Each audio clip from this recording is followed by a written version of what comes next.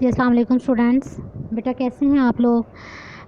جی بیٹا ہم جو ہے وہ سبق نمبر 6 کر رہے ہیں، پاچا بافی اور لباس۔ تو بیٹا ہم جو ہے آپ کو پتہ ہے ہمارا یہ اگست چل رہا ہے، اور اگست میں آپ کو پتہ ہے ہمارا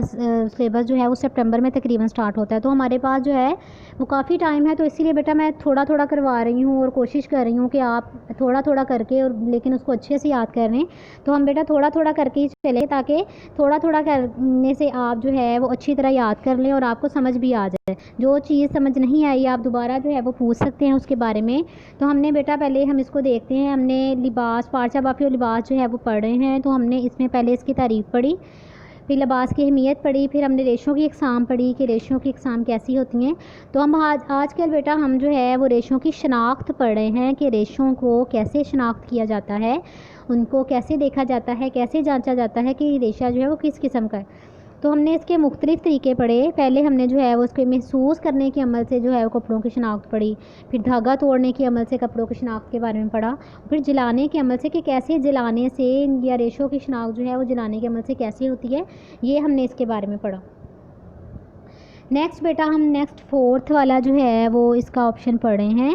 کیمیائی اجزاء کے استعمال سے کپڑوں کی شناخت، کیمیکل ٹیسٹ، یعنی کہ کیمیکل جو ہے وہ ان چیزوں کو کیمیائی اجزاء کو استعمال کر کے، کیمیکل چیزوں کو استعمال کر کے ہم کیسے کپڑے کی شناخت کر سکتے ہیں کہ اس کا دھاگا کیسا ہے یا اس کو کیسی استعمال ہوئی ہے۔ یہ شناخت کا قابل اعتبار طریقہ ہے لیکن گھریلو پیمانے پر استعمال نہیں ہوتا، یعنی کہ یہ ایسا طریقہ ہے جس پر سب لوگ اتفاق تو کرتے ہیں، یعنی کہ بہت اعتماد والا طریقہ ہے، لیکن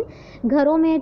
چونکہ جو ہے وہ کیمیکل نہیں زیادہ استعمال ہوتے یا یہ نقصان دہ بھی ہو سکتے ہیں، کیونکہ عام گھروں میں لوگوں کو کیمیکل کے استعمال کا پتہ نہیں ہوتا، اور ہو سکتا ہے کہ بعض اوقات جو ہے وہ ایسے کیمیکل ہوں، آپ کو پتہ ہے مختلف قسم کے ایسڈ ہوتے ہیں، مختلف قسم کے کیمیکل ہوتے ہیں جن کی وجہ سے اکثر جو ہے وہ نقصان بھی ہو جاتا ہے، کبھی ہاتھ جل جاتے ہیں یا کپڑے جل جاتے ہیں۔ تو گھروں میں عام طور پر اس طرح کے کیمیکل جو ہے وہ استعمال نہیں ہوتے، اس کے لیے کوئی خصوصی لیب ہوتی ہیں یا خصوصی کوئی ایسی لیبارٹریز ہوتی ہیں جہاں پر ان چیزوں کا استعمال ہوتا ہے اور ان کیمیکل کے استعمال سے پھر کپڑوں کی شناخت کی جاتی ہے۔ تو یہ طریقہ ہے تو بہت کارآمد، اس پر اعتبار بھی بہت کیا جاتا ہے، لیکن گھریلو پیمانے پر جو ہے اس کو استعمال نہیں کیا جاتا، کیمیکل ٹیسٹ جو ہے وہ گھریلو طور پر جو ہے اس کو نہیں استعمال کیا جاتا، بلکہ کاروباری نقطہ نظر سے لیبارٹری میں کیا جاتا ہے، یعنی کہ کاروباری نقطہ نظر سے کہ یہ کاروبار بنے ہوئے ہیں، لوگ کاروباری طور پر جو ہے لیبارٹریز بنائی ہوتی ہیں، وہاں پر اس کا ایک پورا کاروبار ہوتا ہے، اور وہاں پر جو ہے لیبارٹریز میں ان کو جانچا جاتا ہے اور وہاں پر ان کا استعمال جو ہے وہ کیا جاتا ہے تاکہ ریشوں کی صحیح طور پر پہچان ہو سکے۔ خود ساختہ ریشوں سے بنے ہوئے کپڑوں کے لیے کیمیائی اجزاء استعمال کیے جاتے ہیں، یعنی کہ جو خود کپڑے بنائے ہوتے ہیں خود ساختہ، یعنی کہ پولی ایسٹر اور نائلون کے جو کپڑے ہوتے ہیں وہ آپ کو پتہ ہے وہ خود بنائے جاتے ہیں، تو اس قسم کے جو کپڑے ہوتے ہیں ان کے بارے میں جو کیمیائی جو ہے اجزاء استعمال ہوتے ہیں وہ کون سے ہیں؟ الکلی سے حیواناتی ریشوں کی پہچان، الکلی یہ بھی بیٹا کوئی کیمیکل جو ہے وہ اجزاء ہی ہے، مثلاً الکلی سے حیواناتی ریشوں کی پہچان۔ نیکسٹ ہے ریشم اون کی پہچان کے لیے ٹھنڈے ہائیڈروکلورک تیزاب میں ریشم ڈالیں تو وہ کھل جائے گا، یعنی کہ یہ بھی وہ طریقہ ہے جو وہ استعمال کرتے ہیں۔ وہ کیا ہوتا ہے کہ ریشم اور اون کی جب پہچان کی جاتی ہے تو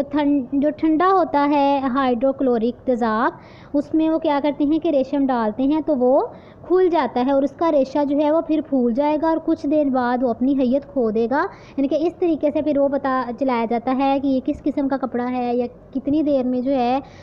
یہ اپنا جو ہے وہ اپنی حیت کھو دیتا ہے یا کتنی دیر میں اس کے بارے میں صحیح اندازہ ہوتا ہے۔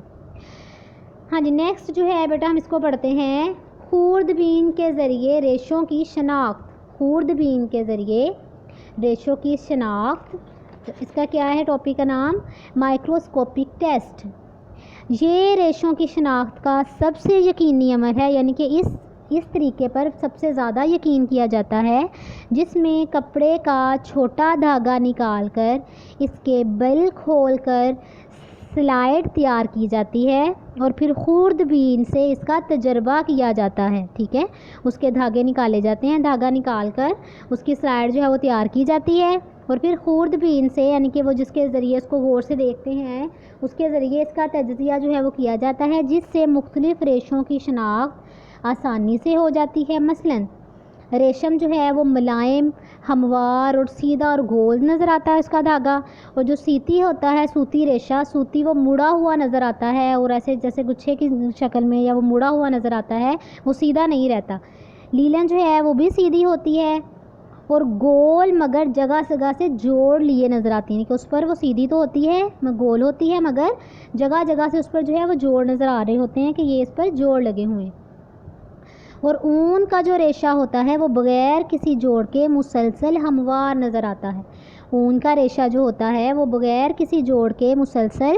ہموار نظر آتا ہے۔ جی بیٹا آج آپ نے اس کے یہ 2 ہی پوائنٹ پڑھنے ہیں، ہم نے جو ہے ریشوں کی شناخت کے سارے پوائنٹ ہو گئے ہیں۔ آج آپ نے ہم نے کیا پڑھا کہ کیمیائی اجزاء کے استعمال سے کپڑوں کی شناخت، کیمیکل ٹیسٹ، اور ساتھ میں خوردبین کے ذریعے سے ریشوں کی شناخت یعنی کہ مائکروپکس ٹیسٹ، ٹھیک ہے۔ تو کیمیائی اجزاء کے استعمال سے جو ہے وہ ہم نے پڑھا، وہ کیا پڑھا کہ یہ طریقہ گھروں میں یوز نہیں ہوتا، گھریلو پیمانے پر یہ استعمال نہیں ہوتا، اس پر اعتبار تو کیا جاتا ہے، لیکن یہ کاروباری نقطہ نظر سے لیبارٹریز میں استعمال ہوتا ہے اور ریشوں کی اس کے ذریعے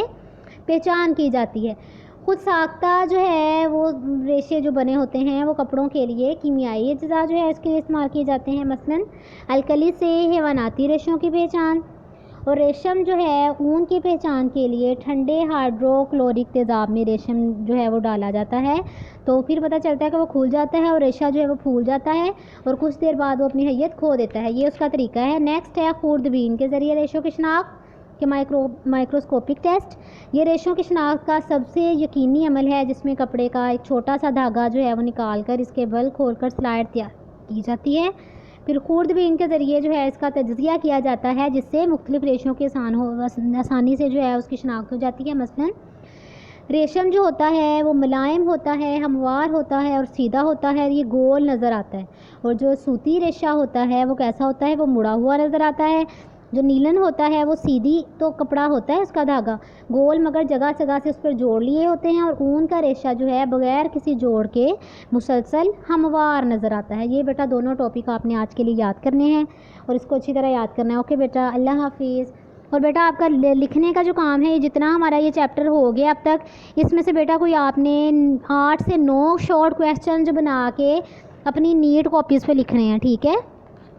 ہمارا بارشہ بافی کا اب تک جتنا چیپٹر ہو گیا ہے، جتنا ہم نے سبق کر لیا ہے، یہاں تک آپ نے 9 شارٹ کویسچنز بنا کے اپنی نیٹ کاپیز پہ لکھنے ہیں، اور ساتھ میں آپ لوگوں نے یہ پکچر جو ہے وہ ڈرا کرنی ہے، ٹھیک ہے۔ آپ نے اس کی جو یہ ڈائیگرام جو بنی ہوئی ہیں، پکچرز بنی ہوئی ہیں، یہ ساتھ میں آپ نے ڈرا کرنی ہے یاد سے۔ اوکے بیٹا، اللہ حافظ۔